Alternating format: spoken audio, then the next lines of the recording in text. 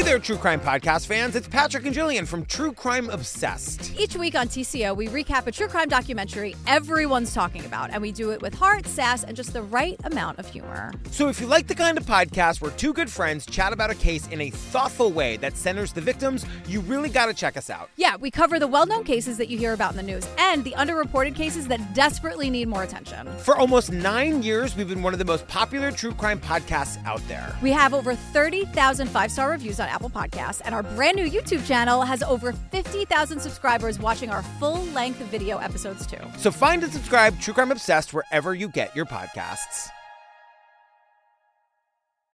This podcast is intended for mature audiences and discusses topics that may be upsetting. For a full content warning, sources, and resources, please visit the episode notes. Opinions shared by the guests of the show are their own and do not necessarily represent the views of myself, Broken Cycle Media, or Wondery.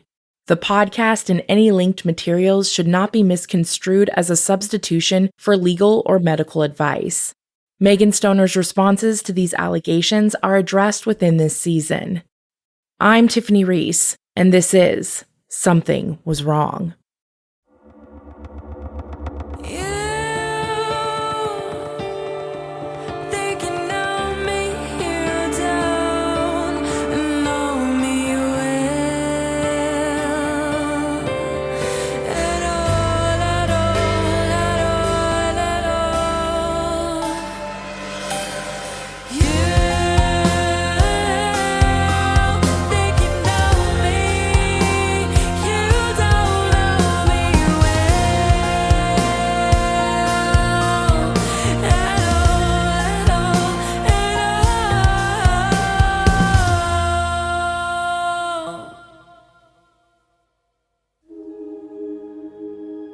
Last episode, we heard from Indianapolis community member Alyssa, who first became aware of Stoner's shady behavior when Alyssa had posted some free items for people in need on Facebook.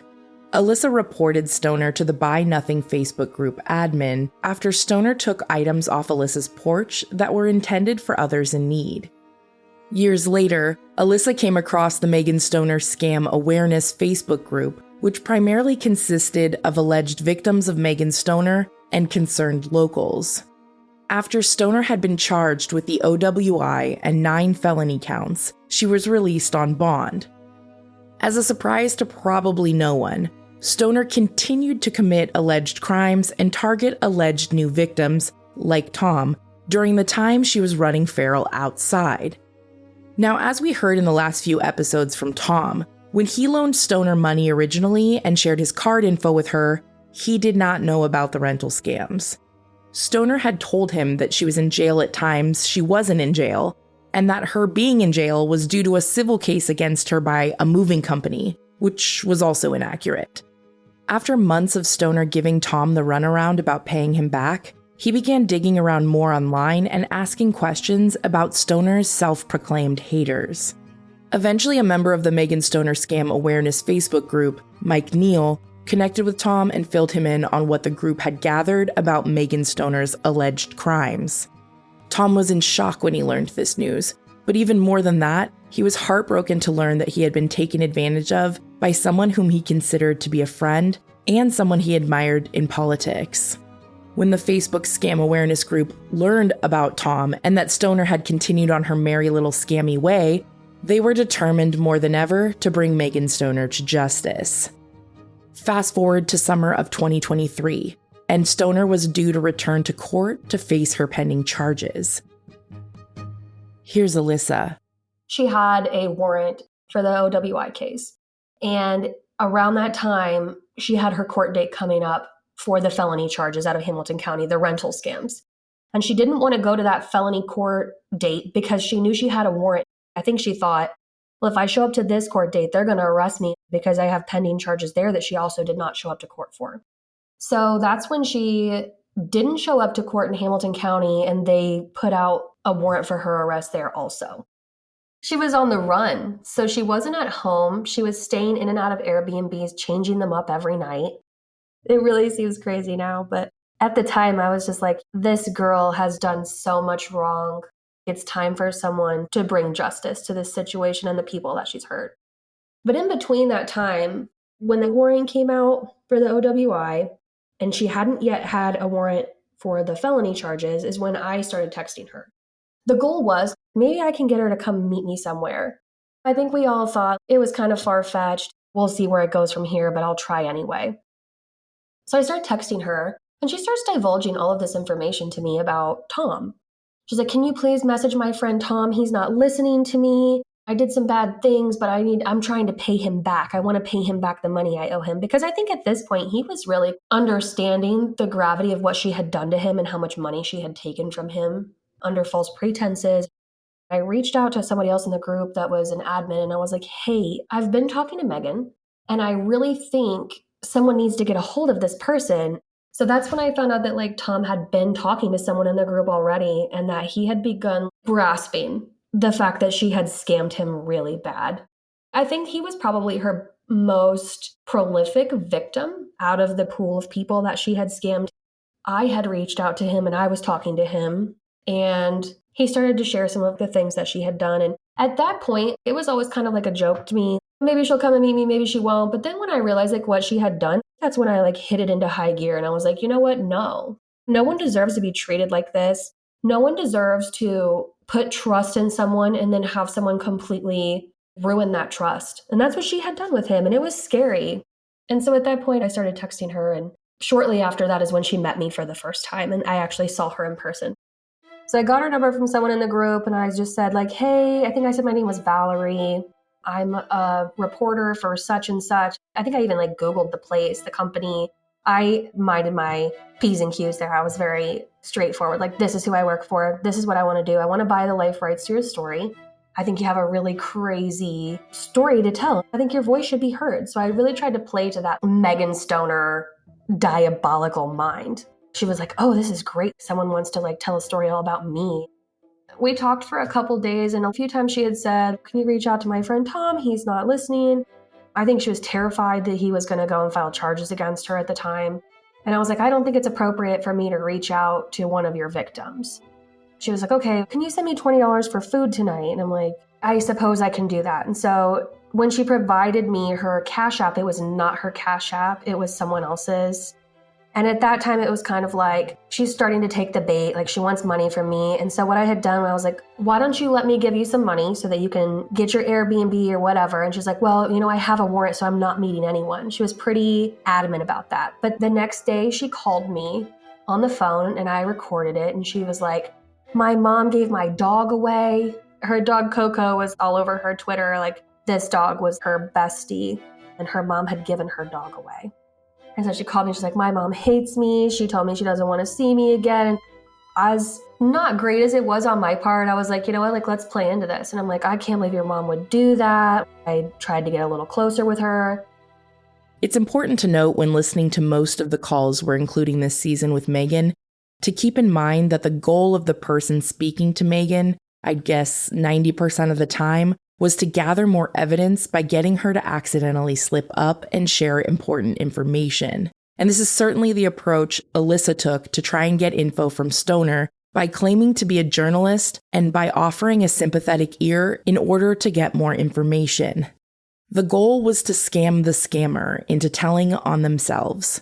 And thankfully for all of us, she almost always takes the bait. The following call took place a few days before Stoner was due to report back to court for her pending charges. Okay, so, and then what about everything else? You have to pay the lawyers for everything else then too, right? Yeah, I mean, I don't really care about anything else other than that one case right now. Or the Hamilton County case. I feel like that's the big one. You know what I mean? The other ones are kind of small. They're not a huge deal. Right. Stuff that can get thrown out really easily. But the Hamilton County case is kind of a big one. Yeah, and the prosecutor's not going easy because of all the media attention. Yeah, it blew up. It blew up online, obviously. Yeah, and he knows that.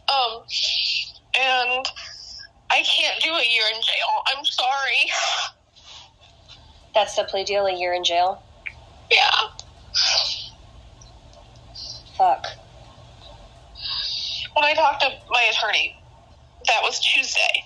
And then he said on Thursday that he was still waiting to hear back. So you don't know for sure that they're going to offer that, or is that what your lawyer asked for? No, they've offered that. My attorney went back and asked them, like, if I could just do, like, 30 years on house arrest. Holy shit. I would be willing to avoid jail. Yeah, just, yeah. I mean, at least when you're on house arrest, you can work. Yeah. You can go out places. You're not really just confined to your house like a lot of people think. Yeah, my dad was on house arrest and got through it. I mean, it's not that terrible. It's better than jail. Fuck. And now they've got your mom just completely flipped and turned on you. Yeah. That's like the one person you know you can always trust. You know what I mean? Like, it's your mom. I'm like that with my dad. Like, we're really close. And so I can't really imagine what it would be like if he just turned on me when I needed him the most, you know? Did your mom tell you she was getting rid of Coco before she did it? Or did she just tell you, like, I got rid of Coco? She just told me. Fuck. I'm so sorry. These people, I'm sorry, these people are vicious. They are vicious. I will say that. I can see it. Like, I could see it all. I can't now. Obviously, I got booted from the group. But why did you get booted? Because I threw a fit. Because it doesn't, I mean, it's not a huge deal, but, like, I don't like everything that was being said in there, and I kind of got a little offended by some things. And then once everyone saw that my name was on any kind of paperwork, they started blowing me up. And I went off and told them all to stop. And that's when I got booted from the group. Like, I woke up the next morning and it was like none of the posts were, I couldn't even, like, see the group. I couldn't even search it if I wanted to now. It's gone. Yeah, that's crazy that they're turning on their own. They are. They're kicking people out of the group left and right. I'm not the only one. And the one person I do know that's in the group I'm not really friends with. It's just kind of like secondhand information, so I really don't know shit. I can see the Twitter account, obviously. Yeah. But I don't know. I feel like I don't know what to say to you right now because it's just crazy to me. I never thought that would happen with your mom. Like, I kind of figured she was, like, the one person that was there for you no matter what. Yeah. I would just give her some time. Like, try to talk to her again if you can at some point, you know. I just wonder who's talking to her. That's my... Yep. And she won't tell you. Uh-uh. I don't know. I just think that's really weird for her to give up your dog and then tell you you're going to prison. Like, something drastic had to have happened. I think they've convinced her that I'm a bad person. I don't know. She knows everything, though. She knows what happened. She knows the charges you have. Nothing's changed. From yesterday till today, nothing has changed. Yeah. They've just convinced her, apparently, that I'm a terrible person. I don't know, like... Maybe she'll come around. Maybe something will happen, you know? I don't know. I don't know either, because this whole thing is fucking insane. So are you going to go to court on Thursday? Yeah, of course. We're working out something on Tuesday for Elwood. We're going to pay the warrant at the bench, so it's not going to be squashed, but we're going to pay the bail there. Yeah, right, and then they'll just let you go. Yeah, that's hopefully the plan. And then Thursday you have court in Hamilton County, which is a big one, obviously. Yeah. Is that it? Is that the only court cases you have this week, just Tuesday and Thursday? Yeah. Just Tuesday and Thursday, like it's no big deal, sorry. Right? I mean, this is my life for weeks now, and I'm tired of hiding in seclusion. That's the other thing, like, I'm so tired of this. That's the part I think I would have the hardest time with, is just being alone. Like, you can't tell anybody where you are. You can't have anybody come visit you because you don't know what's going to happen. Yeah, you just have to be by yourself, and I guess this is where you really put your mental ability to test of how strong can I stay. Yeah. Well, I will say, I'll give you credit, like, you're still here, you know? Yeah, I don't know how.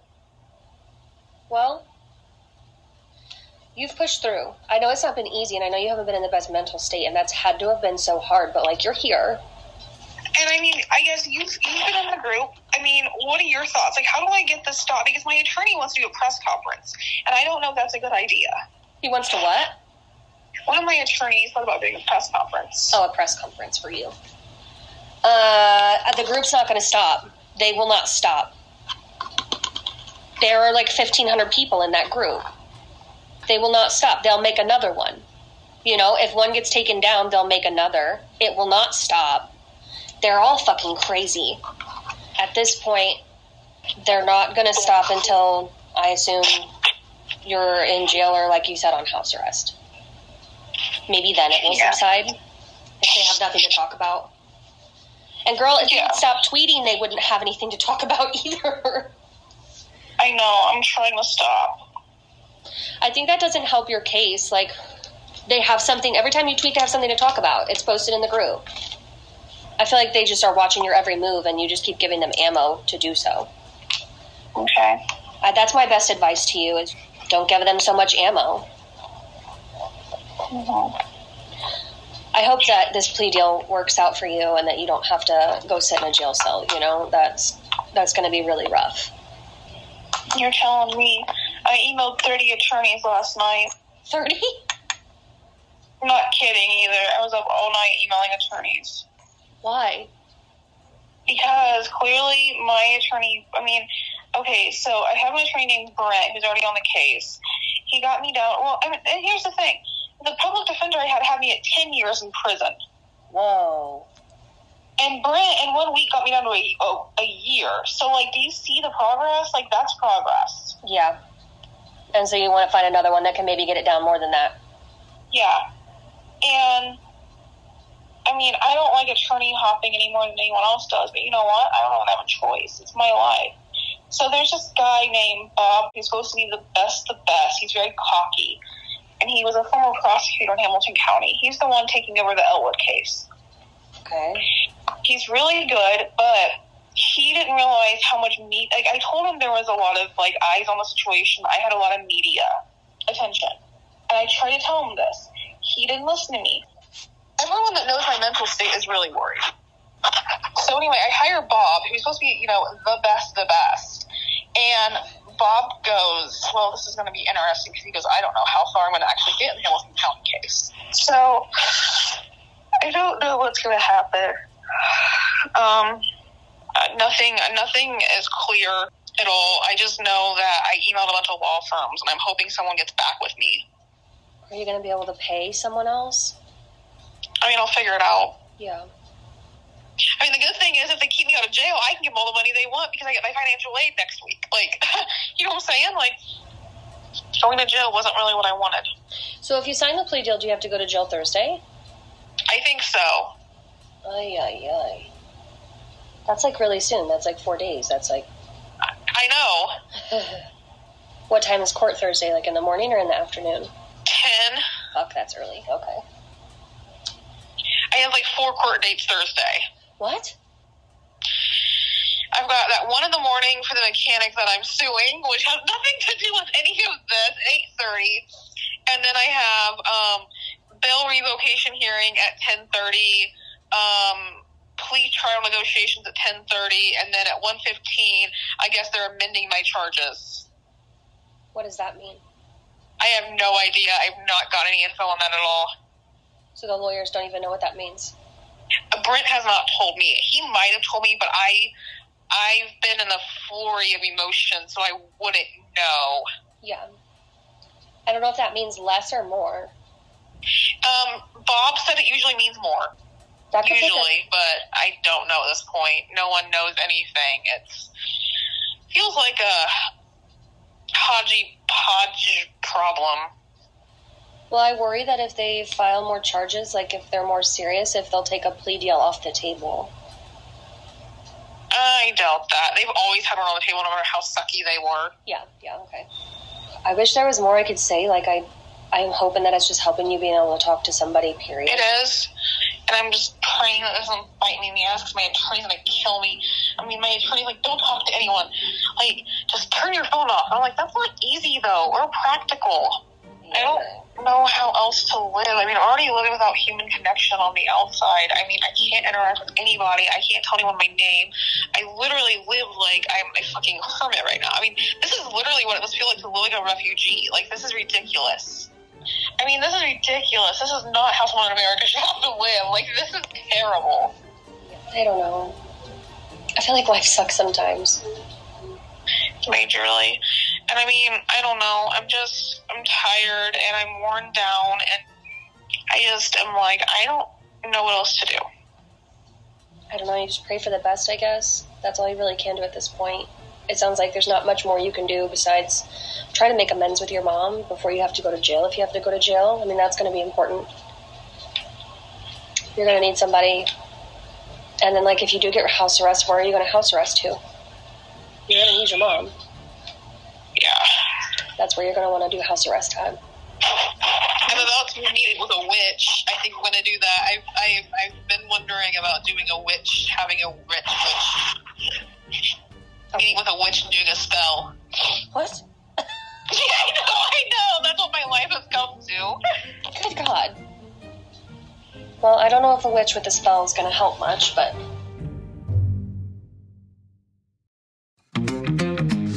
Hey there, True Crime Podcast fans. It's Patrick and Jillian from True Crime Obsessed. Each week on TCO, we recap a true crime documentary everyone's talking about, and we do it with heart, sass, and just the right amount of humor. So if you like the kind of podcast where two good friends chat about a case in a thoughtful way that centers the victims, you really got to check us out. Yeah, we cover the well-known cases that you hear about in the news and the underreported cases that desperately need more attention. For almost 9 years, we've been one of the most popular true crime podcasts out there. We have over 30,000 five-star reviews on Apple Podcasts, and our brand new YouTube channel has over 50,000 subscribers watching our full-length video episodes too. So find and subscribe True Crime Obsessed wherever you get your podcasts.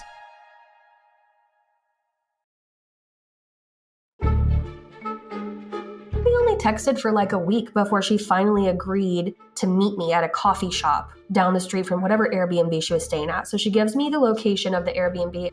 There was a woman that started the Facebook group. We all just called her Vero. I had been in talks with her and I was like, look, Megan wants to meet me. And she's really adamant, like, this girl needs to go to jail. So I contacted Vero and I was like, hey, Megan agreed to meet me. And she's like, I'll come pick you up. Like, tell me where, tell me when, we could do it tonight. I'm like, I'm down for it. Let's go. I'll go pick you up. We'll do this. Next thing I know, we're heading down to Indianapolis to where she was hiding at. And I told Alyssa, I'll drop you off and then I'll go ahead and move to another location, but secretly text 911. So I looked at my boyfriend at the time and I was like, I'm going to go out for a little bit.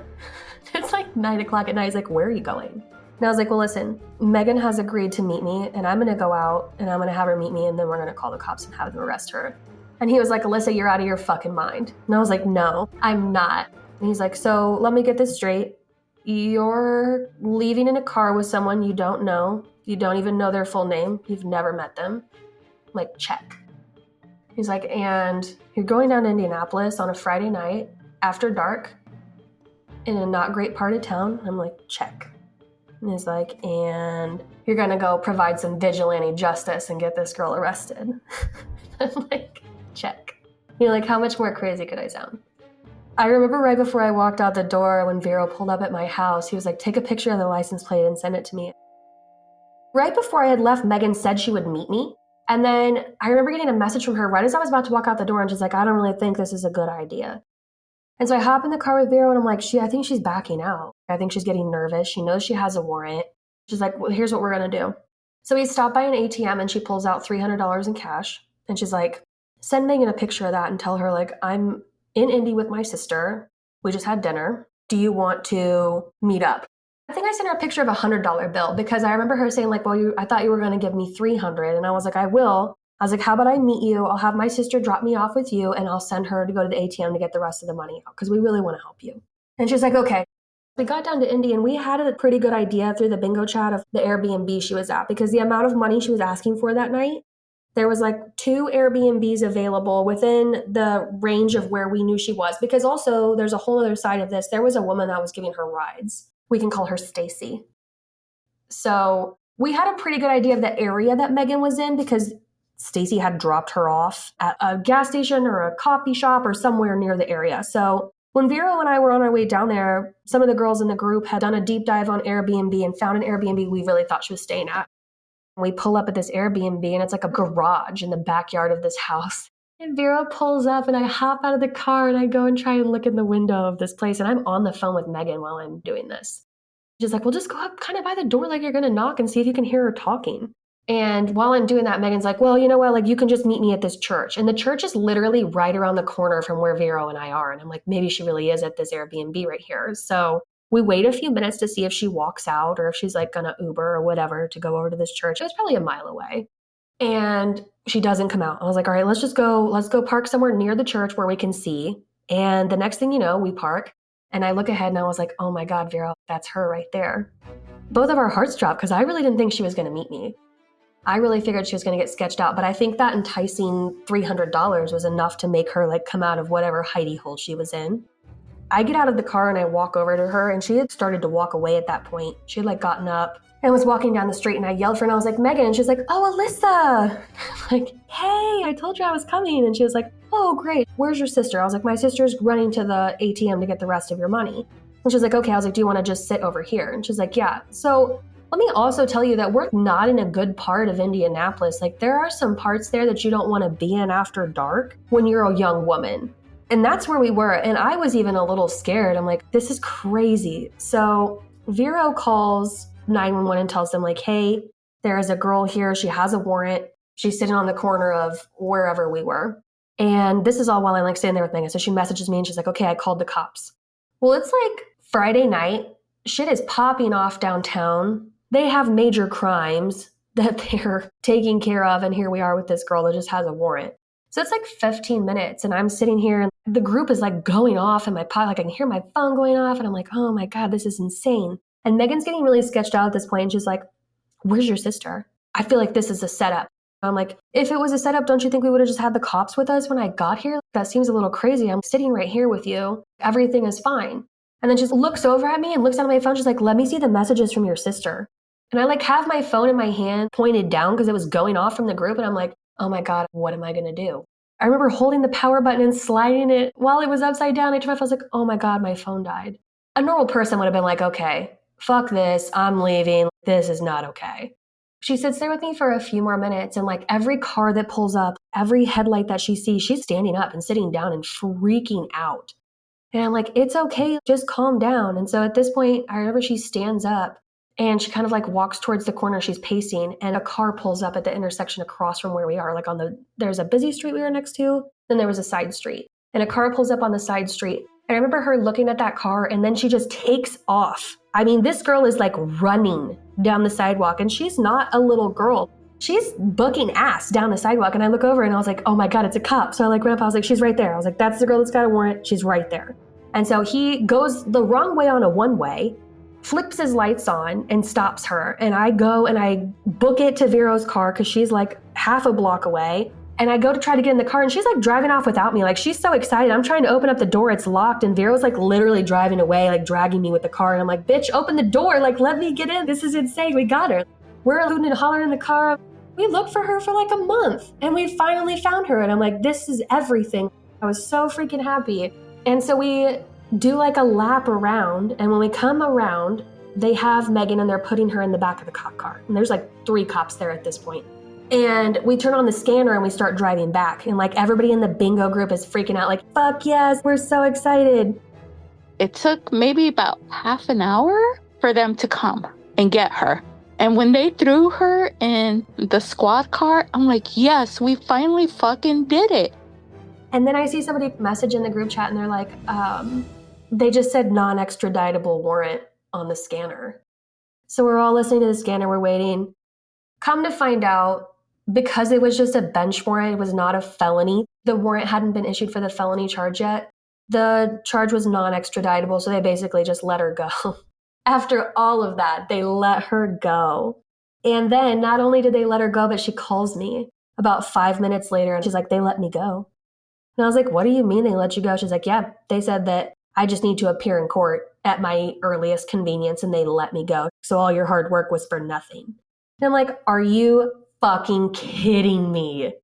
And I remember screaming at her on the phone at that point. And I was like, listen, I don't care what it takes. I don't care what I have to do. I don't care the extent that I have to go. I will not stop until you are behind bars and you pay for your crimes. I will not stop until the people that you have so wrongfully harmed and scammed and manipulated get justice. That moment for me was really like solidified, like hearing her be so snarky on the phone with me to tell me like they just let me go. And I remember at that point thinking like I really won't stop. It became my mission at that point. And I remember going home that night and I like came in and my boyfriend was snoring in bed.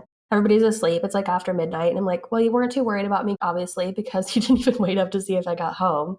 But I was so defeated. I stayed up for a little while. We talked in the group chat and everybody was just like, this sucks. And my involvement in all of this really has come from like a sidebar standpoint because she stole some stuff off my porch, but she didn't technically scam me. She didn't hurt me, but she hurt people that I love. After you've had a conversation with Tom and you realize how truly vulnerable he was in some moments and how much she took advantage of those vulnerable moments and him as a person that he's just so kind. It was people like that and moments like that. I'm getting cold chills right now. Like, that's what made it all worth it for me. Helping people file paperwork at the courthouse, filing for FOIA requests. Like, I became a true investigator during this and learned how to file paperwork with the courthouse. It just became something where I was like, this just is so wrong and nobody's doing anything about it. Why is no one doing anything about this? Why is this continuing to happen?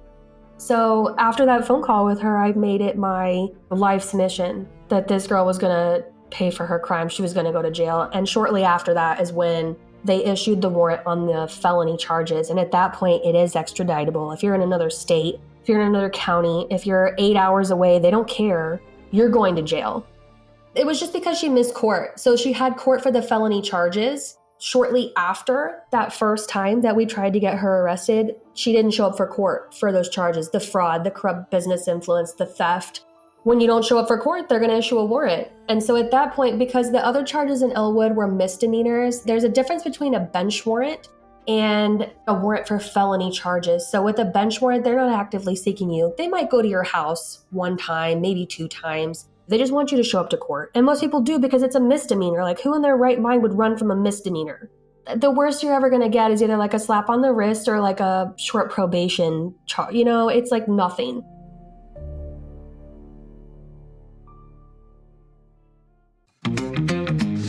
Hey there, True Crime Podcast fans. It's Patrick and Jillian from True Crime Obsessed. Each week on TCO, we recap a true crime documentary everyone's talking about, and we do it with heart, sass, and just the right amount of humor. So if you like the kind of podcast where two good friends chat about a case in a thoughtful way that centers the victims, you really got to check us out. Yeah, we cover the well-known cases that you hear about in the news and the underreported cases that desperately need more attention. For almost 9 years, we've been one of the most popular true crime podcasts out there. We have over 30,000 5-star reviews on Apple Podcasts, and our brand new YouTube channel has over 50,000 subscribers watching our full-length video episodes too. So find and subscribe True Crime Obsessed wherever you get your podcasts.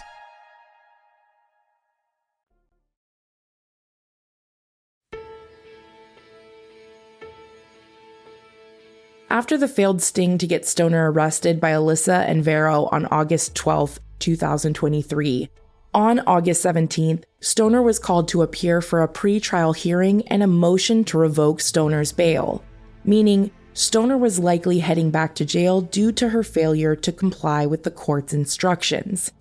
Because of this, her counsel then filed a motion to have her warrant vacated so she would not need to return to jail while awaiting her trials. The hearing for this took place August 23rd, and court documents show her attorney submitted the motion to vacate the warrant. The following day, August 24th, 2023, Stoner was again supposed to attend court hearings and failed to appear. Because of this, the judge issued an additional warrant for Megan Stoner's arrest. So she now had 2 warrants and had failed to appear for several court hearings. And the longer Stoner failed to report to the court, the more locals in the Scam Awareness Facebook group became motivated to find out where Stoner was hiding out. I'm Amanda. I got involved with the Megan story kind of in a weird way. When I was involved with college Republicans in 2016, I became friends with the chair of Indiana College Republicans and was added to a group chat. And in that group chat, it was on GroupMe. If you've ever done like political stuff, when you phone bank all day, you just find dumb things to make fun of. Like people pick up a call weird. And there was a particular volunteer that they would kind of poke fun at too sometimes, named Megan Stoner. And I thought it was mean that they would make fun of her sometimes, but that's how I became familiar with her. She friended me on Facebook. She would request donations for years from me. I ended up unfriending her. And then I reconnected with Justin. We hadn't talked in a couple of years. He told me, do you remember that girl that they would talk about in the group chat sometimes that I met him in? I kind of remembered her. And he was like, well, apparently she like ran this rental scam. There's a lot of people who get involved in political things that they're kind of full of themselves. They post on social media like they're a bigger deal than they are.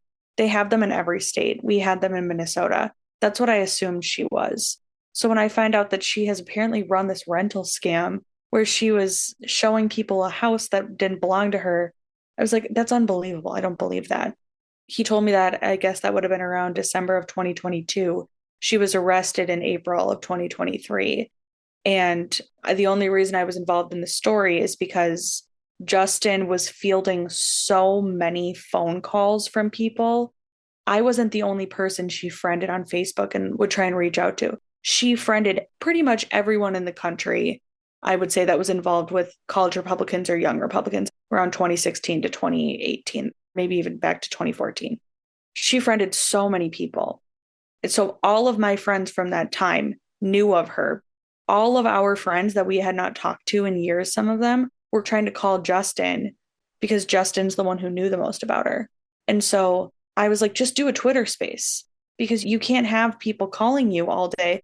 And as you've learned by now, it takes 6 hours to tell the full Megan story and you still leave things out. It's so much there. He did them and I was just there letting people up on the stage. And from that point, I was kind of seen as someone who was more involved in the story, but I really wasn't. That's the only reason I was involved.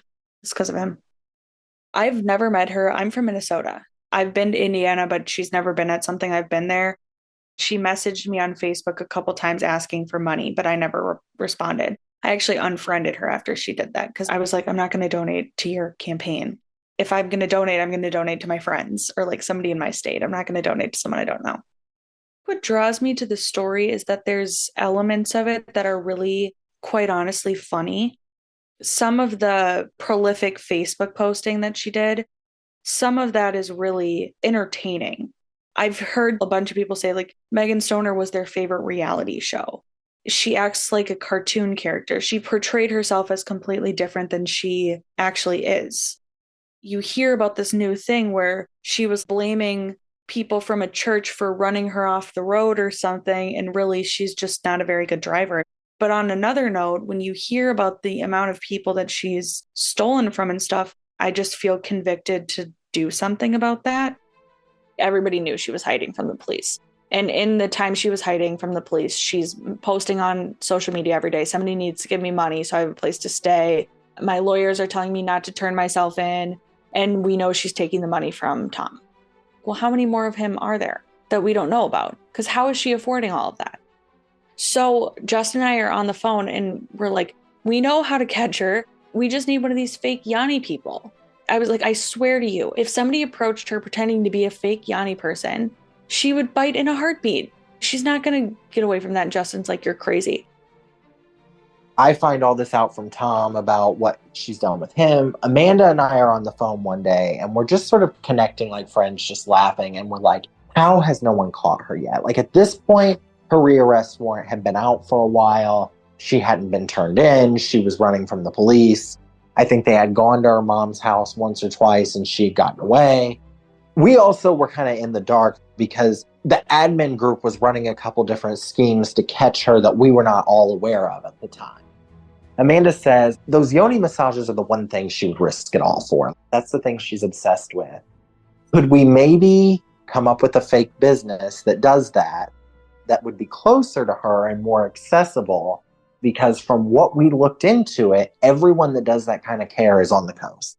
There's no one really in the Midwest that does this. She was like, what's a place that's close to where she lives that's like kind of hippie? And I threw out the name of Bloomington, Indiana, which is where IU is. It's a very small city, but a blue dot in a very red state. I have a graphic design background, so I made an Instagram account. I made it in 20 minutes. I called it True Renewal Bloomington because I had just been watching The Real Housewives of New York. And in the early seasons, one of them has a facial product range called True Renewal. So I made that and I was like, I'm going to buy followers and then I'm going to request to follow Megan on it. And I promise you, we'll get something out of this. And Justin's like, you're crazy, but that might just work. So I made it, followed her. The next day was the sting operation that didn't go through. And Justin and I were laughing when the sting operation was going on because they posted in the group that she had been arrested. And I'm like, oh my God, this is so embarrassing. I just made this Instagram account that is like a fake erotic account for nothing. People are going to find out about this and like think I'm creepy. But then it came out that they had to let her out of the car after that. And that's to no fault of their own. So we just didn't delete the account, and Megan didn't respond to it for a couple weeks because her Instagram account was private. We requested to follow her. We were going to approach her from the perspective of like, oh, we're a new business owner. Could you give us a tip? Because she had been saying that she was going to write about her experience with that sexual healing stuff. She fell for it.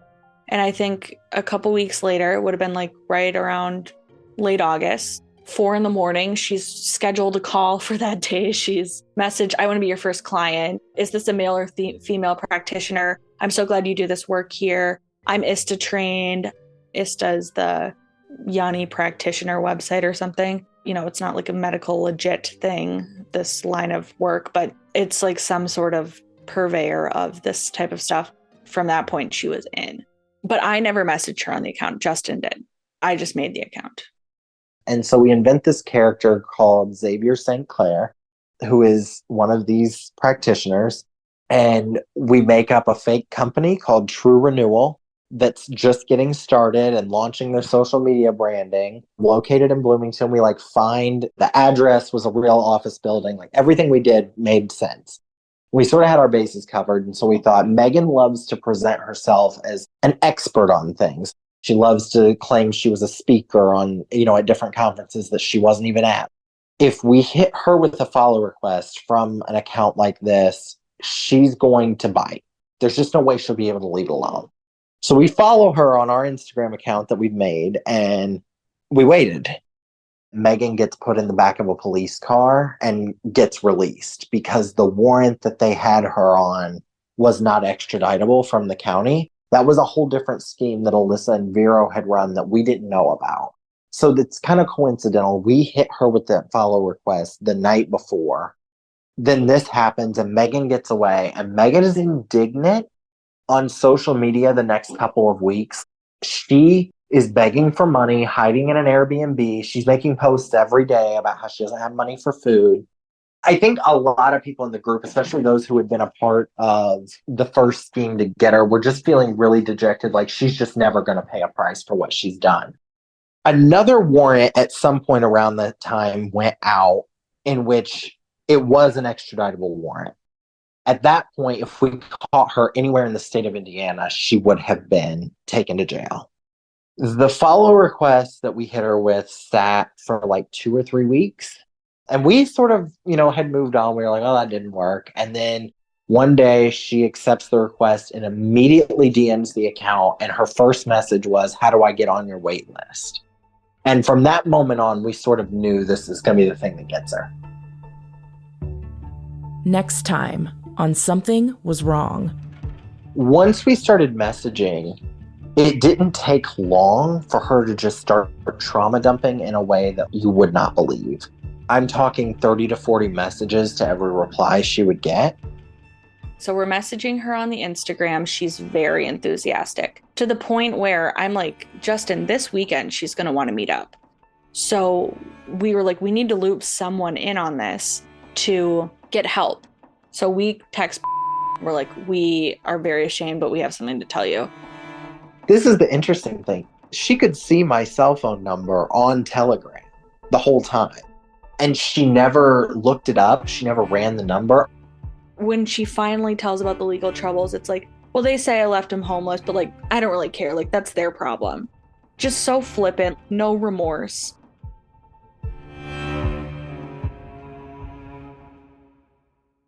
Thank you so much for listening. Something Was Wrong is a Broken Cycle Media production, created and produced by me, Tiffany Reese. Thank you so much to our associate producers, Amy B. Chesler and Lily Rowe. Thank you to our audio engineer, Becca High, and our social media marketing manager, Lauren Barkman of Luxury Media. Additional thanks to our partners, Grant at Wondery, Marissa, Travis, and our team at WME, Jason and Jennifer at KSCO, our cybersecurity team, Darkbox Security, and my lawyer, Alan. And to all of you who make our show possible with your support and listenership. Special shout out to NeonHoney and GIBBANEZ for covering our theme song, Glad Rag's original song, You Think You, this season. For more music from them, check out the episode notes or your favorite streaming app. In the episode notes, you'll always find content warnings, sources, and resources, with links to our websites and social media as well. Thank you so much to every survivor and ally who has trusted us to help share their stories. We are forever grateful. Until next time, stay safe, friends.